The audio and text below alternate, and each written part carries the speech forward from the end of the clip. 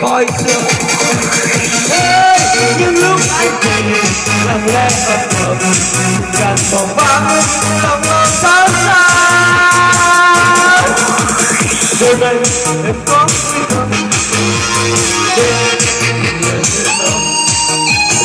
nhưng anh lại kéo đến thôi coi lòng ngọt xa đến đâu. Dù tình anh xa thế nhưng anh còn mãi đây, còn mãi năm cuối nhưng giấc mơ thở dài. Giờ anh lại lái trong căn phòng hoang vắng nhưng còn anh yêu em trong giấc mơ.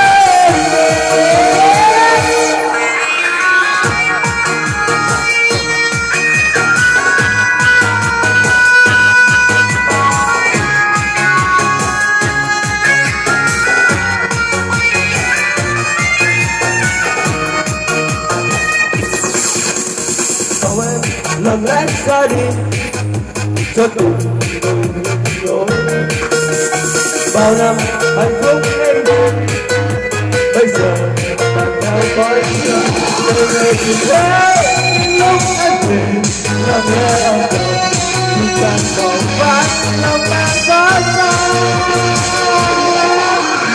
Hôm nay em có cuối cùng nhưng nhầm em ngóng nhưng anh lạnh lẽo bên thôi coi lòng ngợt chán đến đâu. Tình anh xa thế nhưng anh còn mãi đây, còn mãi năm cuối giấc mơ thở dài.